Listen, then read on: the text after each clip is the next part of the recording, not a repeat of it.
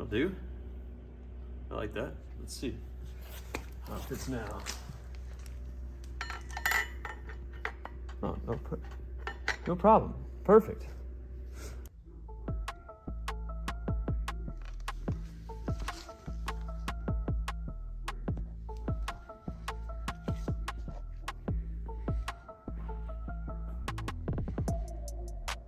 I'm gonna do here is pull this a little bit more taut.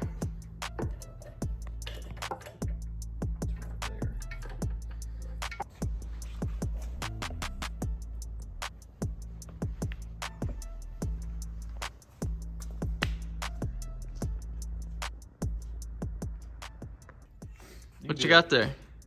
Oh, this is a exhaust manifold heat shield out of like 1/8 inch, pretty thick aluminum. It's gonna do a really good job at heat sinking and blocking the heat. It goes right over the original exhaust manifold, which is Cerakoted, so double the heat, what's it called? Keeping the heat out of the engine bay, right? So this one just goes right in, lines up with these holes somewhere. So it's just like that. I think we're gonna keep it brushed aluminum, hopefully, because it looks pretty good like that. And just gotta clean it up a little bit. That wasn't easy to bend.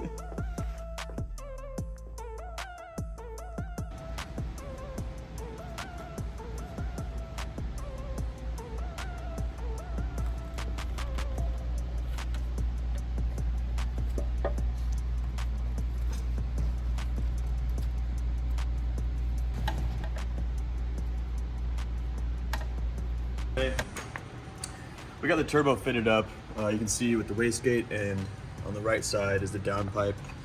We made a custom heat shield right there. Everything's powder coated. We are at the point now to where we're fitting up this water to air intercooler. That was made to fit right there. So what we're gonna end up doing once Toby gets here later today is running some charge pipe out of the turbo, and we're doing a crossover flow. So it'll go to that side, come out of the far side into the throttle body right here, which I'm painting right now. A few other things is, with all these gauges, we have more sensors, so we're doing an oil filter relocation, and we're gonna be putting that down on the frame rail. I guess this is the driver's side technically. But once I get some stuff out of the way, we'll show you where we're putting it. It lets us add the oil temperature and oil pressure gauge sensors. On the piping that Toby's gonna be doing for the charge pipes, that's gonna have a map sensor. I think that might be it. We ended up using the simplified coolant fill. It actually ended up being better because the original ends up being somewhere over here and in the way. So put this on. I just need to install this coolant hose. We installed those simplified motor mounts. They were a little bit of a hassle to figure out, but they are stiffer. This engine's not moving by hand, that's nice. And then finally, once we get done with that oil relocation, I'm gonna throw the AC on. Hopefully it fits in there, we'll see. Hi guys, so we're working with the new gauges here. A bunch of aftermarket stuff. Before I went ahead and went through the trouble of getting it installed, I wanted to do what we call a bench test on my workbench here, just to verify that all gauges work. So good news, they do. And I'll just show you that process real quick. Over here we have a power supply. It's set to 12.4 volts right now, kind of mimicking your car's battery, 12 volt system. Right here, we're just verifying the controller unit's on. You can see it's got power. And now over at all the different gauges, you can see they're illuminated. They have power as well. We went ahead and want to go a step further and verify that the sensors work. So right here, I have the vacuum hose that would check our boost.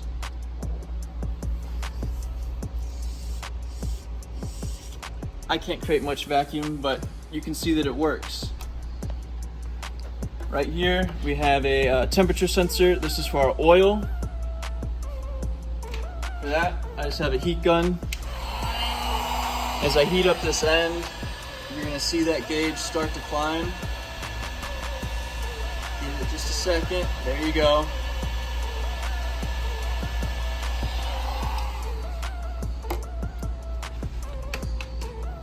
Lastly, we have oil pressure. This one's a little more finicky. You gotta understand the sensor, but down in the middle, there's actually just a plate that has a spring on it. It varies resistance, and that's how you get it. If I just move that ever so slightly, you'll see our pressure change. There we have it. We verified all these gauges are working. Next up, they're going in the MR2.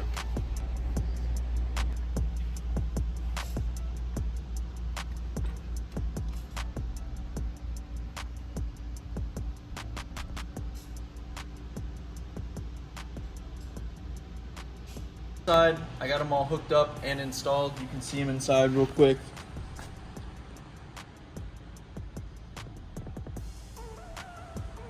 It was a lot of fun figuring out how to get all the new wiring tucked away in there, but it's just about done. There's just a little wait until we have everything situated on the engine bay, or in the engine bay, so that I can know how to lay the rest of these wires. We'll be tucked up here, good to go.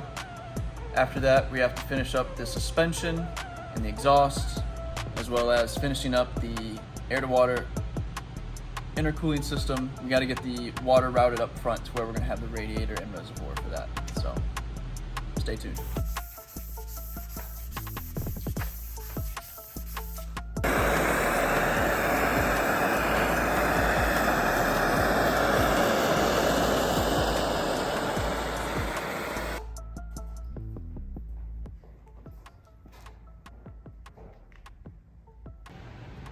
There's no clip on that side either. What's going on?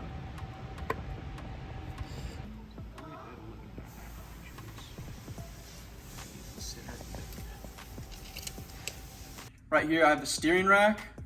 We're doing a full rebuild on this, but we're also doing a popular upgrade with the Spider MR2 pinion. It'll give you a better ratio when you turn. You can see right here I already have everything disassembled. Everything's cleaned up and ready for assembly. This right here is the pinion from the Spider. It looks very similar to the one that we pulled out of the stock car, but the main differences are going to be down in these splines, and that's what's going to give you your more responsive turning. Anyhow, we're going to button this up, replace all the seals, put it back together, get it back in the car, and carry on with the project. Yeah.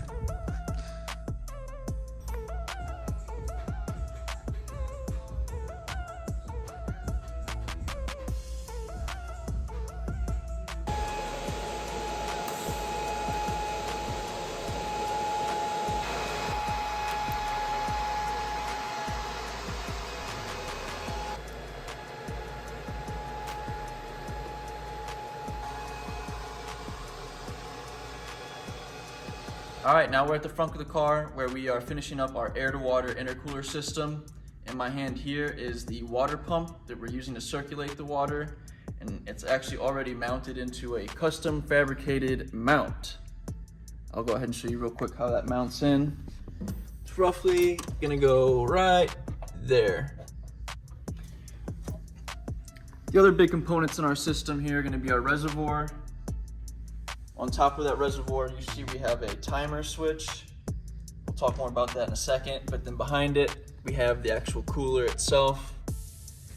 And yeah.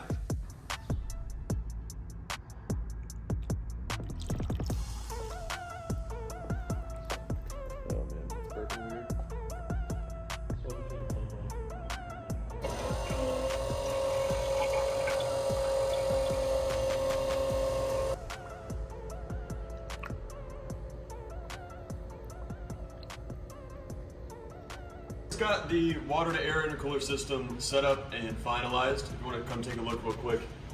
Up here in the front is our intercooler, basically. Water's flowing through it.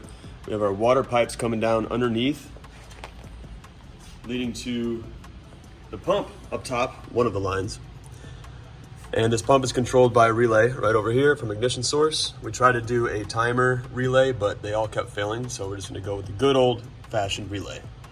Now let's pull this from the reservoir, and the reservoir is fed through from the back water to heat exchanger. Up here we put a bleed valve. This is the highest point on the front of the system. The other highest point is the fill in the back, but this helps a lot getting it put in. And then in the back, water lines running underneath the car, following what is the radiator lines. Up here, we have the heat exchanger. This has the water lines fed from underneath, and there's a temperature sensor down there you can kind of see on that red block.